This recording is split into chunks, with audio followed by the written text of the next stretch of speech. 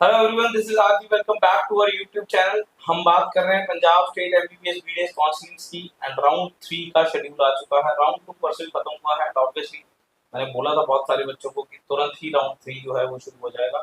अब चीजें ज्यादा डिले होने के चांसेस थोड़े से कम लग रहे हैं, ठीक है ना। तो शेड्यूल में ऑल तो मेरे को था कि शायद इसे ज्यादा डिस्कस ना करना पड़े, बट स्टिल एक दो कंफ्लिक्टिंग लाइनें और काफी ज्यादा बवाल मच जाता व्हाट्सएप पे, है ना। तो इसीलिए मेरे को वीडियो बनानी पड़ी, ठीक है ना। तो ध्यान से समझेंगे जरा एक दो बातें जहाँ पे ध्यान रखना है, एंड एक दो और छोटी सी बातें जो यहाँ नोटिस में नहीं है, जो आपको ध्यान रखनी चाहिए, ठीक है ना। नंबर 1, सबसे पहले तो कल सीट मैट्रिक्स आ जाएगा 3 तारीख को, 3 अक्टूबर को वीकेंड सीट मैट्रिक्स आ जाएगा। ध्यान रखें, वीकेंड सीट मैट्रिक्स को देख के घबराना नहीं है, because weekend seat matrix weekend ही रहेगा। फाइन। ओपन कैटेगरी में सीट्स बहुत बहुत कम आएंगे, है ना, तो उसे देख के घबराना नहीं है, बिकॉज राउंड 3 में क्लियर वैकेंसीज बहुत ही कम होती हैं। बहुत सारे कॉलेजेस में तो जीरो ही होंगी, ठीक है ना। तो वो राउंड 3 जो है वो कैटेगरी कन्वर्जन के कारण पंजाब में काफी मूव ऑन होता है, ठीक है ना। तो कैटेगरी कन्वर्जन के कारण जो सीट्स आएंगी जनरल कैटेगरी में, उससे बेनिफिट होने वाला है। अदरवाइज सीधा ओपन कैटेगरी की सीट्स अगर आप देखोगे तो वो तो हो सकता है बहुत सारे कॉलेजेस में आपको सीधा सीधा जीरो ही दिखे। किसी किसी कॉलेज में हो सकता है कि थोड़ी बहुत सीट्स दिखें, पर वो डॉक्यूमेंट वेरिफिकेशन के कारण अगर किसी की सीट को कैंसिल हो गई या वैसे दिखेगा, या फिर फरीदकोट में सीट्स दिखेंगी क्योंकि 50 सीट्स ऐड हुई है, तो उसमें से भी ओपन कैटेगरी को 15-17 सीट के आसपास मिलेगा। क्लियर। उसके बाद जिसने फ्रेश ऑनलाइन रजिस्ट्रेशन करनी है 5900 भरने हैं एज यूजुअल जैसे पहले था, एंड 2950 भरने हैं एससी कैंडिडेट को, ठीक है ना। फ्रेश कैंडिडेट को साथ में अपनी विलिंगनेस जो है वो सबमिट करनी है, और इसके लिए आपको टाइम मिला है 3 तारीख से लेके 5 तारीख का। इसमें नोट है, the student who have not joined resigned the allotted seat of round 2 will have to register afresh for third round and will also deposit security amount again। याद रखें, राउंड 2 की सीट जिसने जो ज्वाइन नहीं करने गया या जिसने रिजाइन कर दी, उसको दोबारा से फ्रेश रजिस्ट्रेशन करनी पड़ेगी। अगर आपने सीट ज्वाइन कर रखी है, ठीक है ना, या आपको सीट आई ही नहीं है, ठीक है ना, या आपको आई थी आपने ज्वाइन कर ली है, तो ये मैसेज आपके लिए नहीं है। आपको सिर्फ और सिर्फ विलिंगनेस सबमिट करनी है, जो कि कॉलम नंबर 3 है। 3 में लिखा है सबमिट विलिंगनेस। आपको विलिंगनेस भरनी आती है सबको, वैसे 3 चीजें हैं। आप देखिए आप क्या चॉइस है, ठीक है ना। अब आप सिर्फ गवर्नमेंट ऑप्ट करना चाहते हो तो government colleges only pay opt करिए, एंड गवर्नमेंट एंड प्राइवेट के लिए करना गवर्नमेंट एंड प्राइवेट के लिए करिए। जो आउटसाइड पंजाब के बच्चे हैं वो प्राइवेट कॉलेज ओनली सिलेक्ट कर सकते हैं। हाँ, आप अपनी विलिंगनेस चेंज भी कर सकते हो। मान लो कि बच्चा ऐसा है, पहले ज्ञान सागर में बैठता था, पेम्स में आ गया, अब उसे सिर्फ जीएमसी चाहिए, तो अगर वो चाहता है तो वो गवर्नमेंट कॉलेज ओनली भर सकता है, ठीक है ना। वैसे भी उसने तो पहले ज्यादा ही पैसे भरे हुए हैं, तो उसको तो वैसे भी कोई नोटिस नहीं आएगा। हाँ, ऐसा भी हो सकता है कि अगर कोई गवर्नमेंट कॉलेज के लिए पहले उसने विलिंगनेस सबमिट करी 10,000, और अब उसे है कि नहीं अब तो मेरा मूड बन गया, मैं सेमी की सीट भी ले लूंगा या मैनेजमेंट सीट ले लूंगा, तो अब उसे 2 लाख सबमिट करने हैं, तो वो जो रिमेनिंग 1,90,000 है वो सबमिट करके अपनी विलिंगनेस को बदल भी सकता है। क्लियर। तो विलिंगनेस आप देखिए आपको किस तरीके की कॉलेज में जो आपकी डिमांड में है, जो आपकी चॉइस में है, उस तरीके से आपको विलिंगनेस जो है सबमिट करनी है, और उसके रिस्पेक्टिव जो भी अमाउंट है वो सबमिट करनी है। जिन्होंने पहले कर रखी है उनको नहीं करनी, याद रखें, जिन्होंने पहले 2 लाख भरे हैं उनको नहीं भरने हैं भाई, ठीक है ना, या जिन्होंने पहले कॉलेज ज्वाइन करके फीस भरी है उनको नहीं भरना है। Clear. Next, fourth point is last date for submitting admission application for NRI quota. ये 3 से लेकर 6 तारीख तक है, जो एनआरआई कोटा के थ्रू एडमिशन लेना चाहते हैं। नंबर 5, कैंडिडेट जो Sikh minority and Christian minority में वो करना चाहते हैं, उनको 6 तारीख को अपने रिस्पेक्टिव कॉलेजेस में जाके, ठीक है ना, सिख मिनॉरिटी वालों को एसजीआरटी में, सीएमसी वालों को, क्रिश्चियन मिनॉरिटी वालों को सीएमसी में जाके अपने डॉक्यूमेंट्स जो है वो वेरीफाई कराने हैं, ताकि उनका मिनॉरिटी स्टेटस जो है वो वेरीफाई हो सके। जिन्होंने ये पहले कर रखा है उनके लिए ये मैसेज नहीं है, और ये 6 तारीख को दोपहर 3 बजे तक होना। तो प्रोविजनल मेरिट लिस्ट जिसके ऊपर सबसे पहले हमें काम करना है वो है 8 अक्टूबर को। तो इसमें यहाँ पे एक चीज मैं जरूर समझाना चाहूंगा, राउंड 3 में सोचो, अब कोई बच्चा नया एंट्री आ रहा है ना, बहुत सोचने वाली बात है यार। राउंड 3 में अब क्या करने आ रहा है भाई, पिछले 3 महीने से कहाँ बैठा था, इसका मतलब अब तो बहुत चांसेस है कि जो बच्चा अब नया आया ना वो किसी न किसी स्टेट से आया है, दूसरी से, या फिर उसने ऑल इंडिया कोटा में कुछ सीट ली हुई थी। कई बार ऐसा होता है कि बहुत अच्छा रैंकर है और उसे मतलब ऑल इंडिया कोटा की सीट ले लेता, वहां मन नहीं लगता तो यहाँ आ जाता। या एक आध केस ऐसा तो सुना है, बट अदरवाइज कोई एवरेज रैंकर किसी स्टेट का ही आएगा और उसे आने नहीं देना। अब अगर आपको अपनी सीट्स बचानी है तो you have to be attentive, because double domicile के लिए बाबा फ्री लिख रहा है कि ऑब्जेक्शन आके फिजिकली रेज करनी है, ठीक है ना। तो ध्यान रखना अब इस बात का कि प्रोविजनल मेरिट लिस्ट में पूरा ही सोचने वाला फंडा है इस बार। नेक्स्ट, चॉइस फिलिंग जो है वो 8 से लेकर 10 तक कर सकते हैं, ठीक है ना। और मेरिट लिस्ट में ऑब्जेक्शन का कोई टाइमिंग दिया था इसने, तो अभी भाई मेरिट लिस्ट में तो टाइमिंग, अरे पूरा ऑब्जेक्शन रेज करना है भाई, ठीक है ना।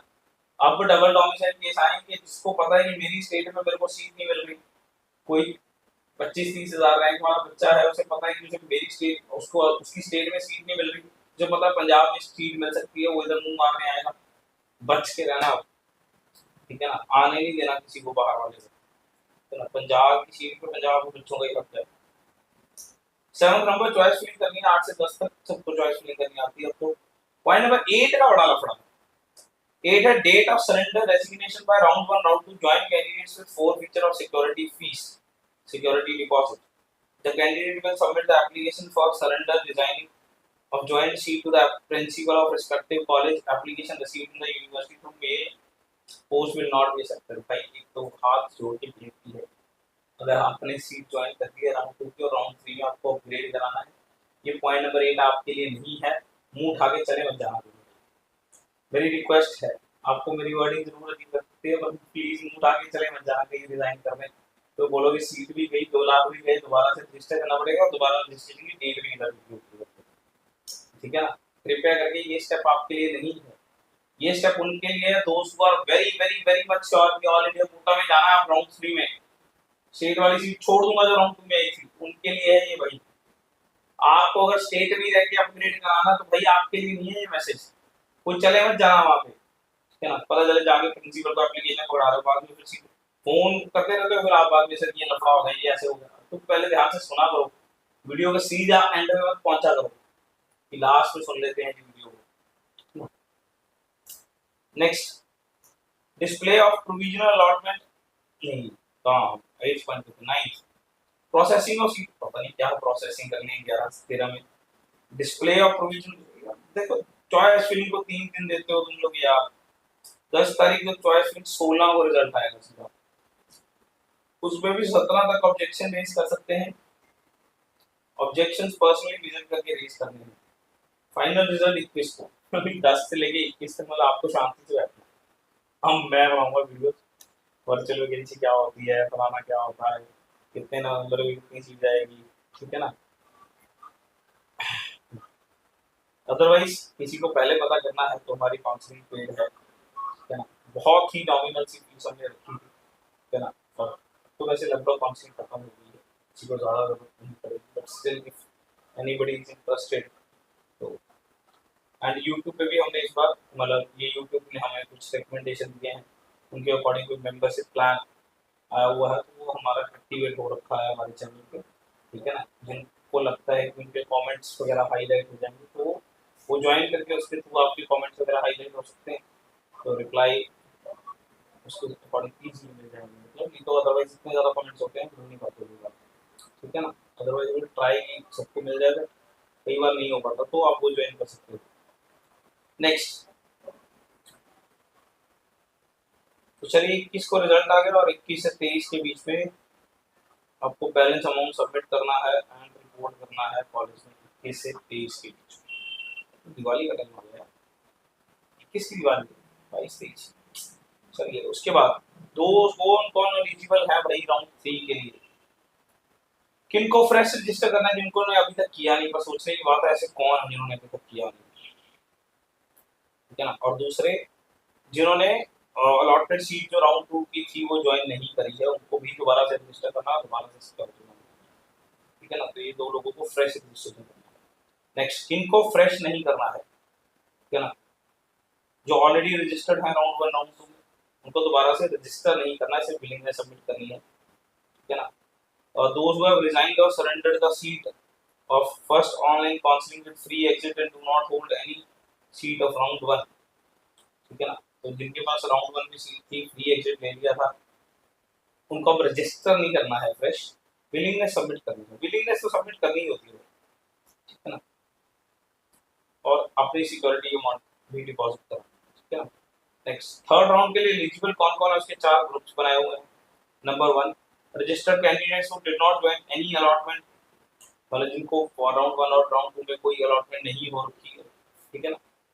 Number 2, registered candidates who have secured the seat and whose round 2 allotment sheet got cancelled due to document verification.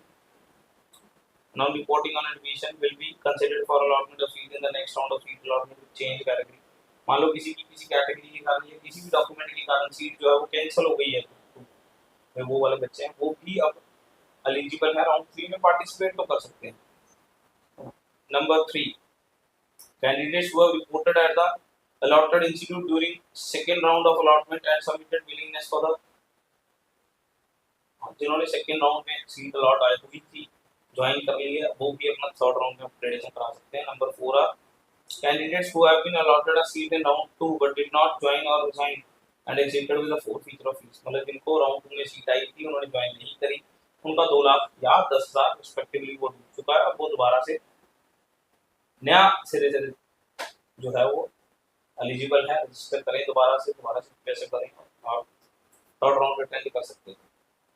कौन लोग थर्ड राउंड अटेंड नहीं कर सकते, those who are not eligible, ठीक है ना, जिनके इनएडिक्वेट डॉक्यूमेंट्स के कारण उन्हें नॉन एलिजिबल घोषित कर दिया गया है, वो वाले लोग, एंड जिन्होंने राउंड 1 राउंड 2 राउंड 3 में रजिस्टर नहीं किया, जैसे मैंने ना राउंड 1 में ना राउंड 2 में ना राउंड 3 में रजिस्टर किया, तो मैं राउंड 3 में मेरा नाम विलिंगनेस लिस्ट में नहीं होगा ऑब्वियसली, है ना। Fees to be deposited obviously ये सबको पता ही है, 10,000 for the government colleges, 2 lakh for the private colleges, ठीक है ना।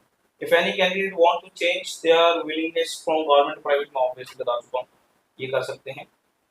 Whether the joint candidate of round 3 can surrender, resign or obviously not, you cannot resign or surrender your seat, ठीक है ना। एंड लास्ट में नोट ध्यान देने वाली बात है, जिसके ऊपर व्हाट्सएप पे ज्यादा मुद्दा चल रहा है, भाई आपने लास्ट पॉइंट पढ़ा नहीं है, already registered candidates who are deposited currently deposited in second round and whom no seat is allotted during the second round need not to submit the security deposit again. However, will they have to submit the deposit to participate in round 3? Fine, से willingness submit करनी है तो दोबारा 2 लाख नहीं देने हैं, ठीक है ना। So this is all about the notice. Double domicile का रखना है ध्यान, और जिन्होंने स्टेट में ही अपग्रेडेशन करानी है, भाई साहब आपको रिजाइन करना है, कृपया इस चीज का रखेंगे ध्यान। इसके अलावा अगर किसी की कोई भी क्वेरी तो कमेंट सेक्शन में लिख सकते हैं, और यूट्यूब पे मेंबरशिप प्लान ज्वाइन कर सकते हैं, उससे आपकी कमेंट सेक्शन हाईलाइट हो जाएगा, ठीक है ना, आपके द्वारा किया गया कमेंट हाईलाइट हो जाएगा, ठीक है ना। And you will get an early access to the videos according to YouTube. I don't know why how this will happen, ठीक है ना, बिकॉज़ अभी हमने तो यूट्यूब के रिकमेंडेशन से लॉन्च किया है, ठीक है ना, तो वी एक्चुअली डोंट नो क्या हो रहा है, बट ये जरूर पता है कि कमेंट्स हमें हाईलाइट होकर आएंगे, तो you may get the reply faster. Fine, till then किसी को कोई डाउट है तो कमेंट सेक्शन में लिख सकता है। Thanks, that's all about the notice.